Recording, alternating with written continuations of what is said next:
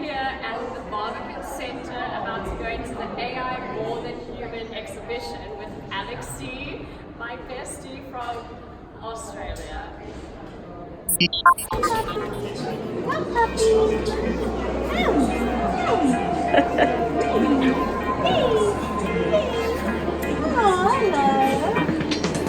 Bro, it's weird.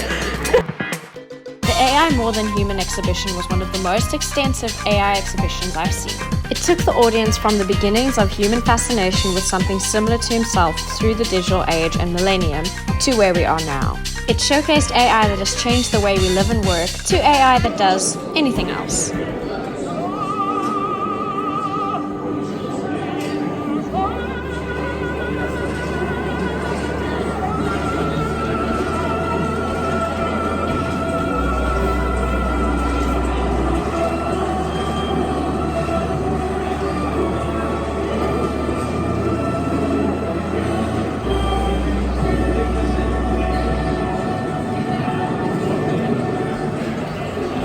Okay.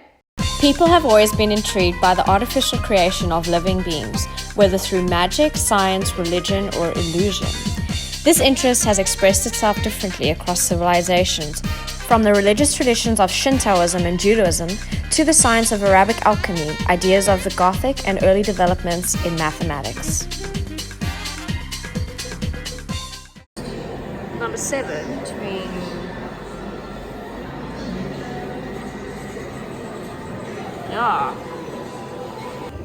What is an AI exhibition without the uncanny valley? The uncanny valley is a common unsettling feeling people experience when androids, humanoid robots, and audiovisual simulations closely resemble humans in many respects, but are not quite convincingly realistic. Physical.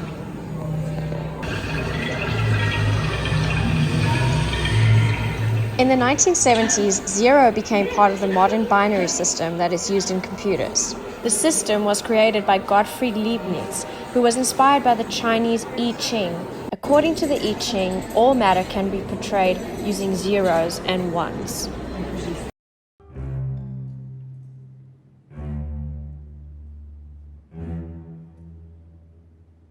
그 수를 보는 순간 아니구나. 충분히 발바닥도 창의적이다. The game Go has been studied for thousands of years, and AlphaGo in Move 37 discovered something completely new. That's a very surprising move. It's always a mistake.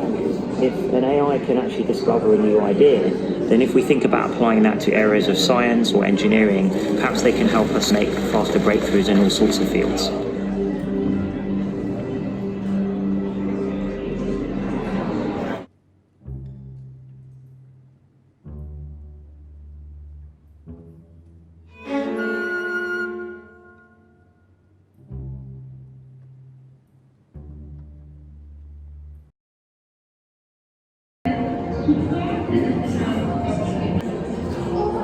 Climates from another planet. From where? They can make climates from like another planet. Oh. They can see stuff will grow. This is Alter 3.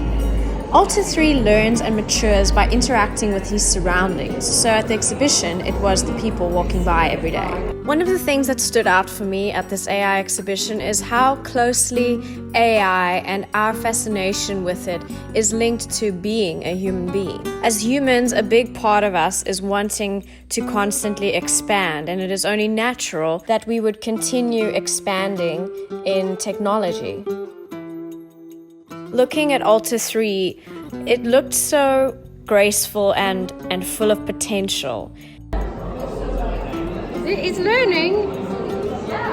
It's starting to do a bit. And I wondered to myself, what do we as humans want AI to be? He's trying to move his shoulders, but yeah.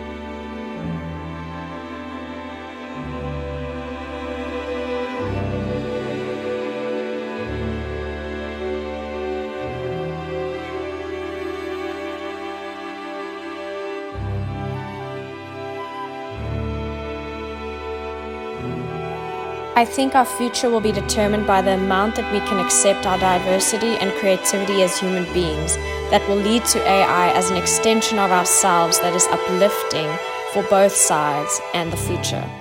I want to remind you that there is something else, which sounds like even more crazy science fiction by a lot, and that's superintelligence. The idea is very simple, namely that if we get to AGI, then since by definition it's better than us at all jobs, that includes the job of AI development, which means that further AI development can now happen on a much faster timescale than the typical human R&D timescale of years. So it opens a very controversial possibility that we could get recursively self-improving AI that rapidly leaves human intelligence far, far behind in a so-called intelligence explosion, creating superintelligence. And we'll get back to that in a bit. But first, we need a little reality check. I'm often told that only philosophers talk about superintelligence and other people who are just totally clueless tree huggers and don't understand anything about AI. Well, I'm going to let you judge for yourself by listening into this little panel that I moderated recently at a conference in California. So before I asked if superintelligence is possible at all according to the laws of physics, now I'm asking, will it actually happen? Yes, no, or it's complicated? A little bit complicated, but yes. Yes, and if it doesn't, something terrible has happened to prevent it. Yeah. Yes. Probably. Yes. Yes. Yes. Yes. No.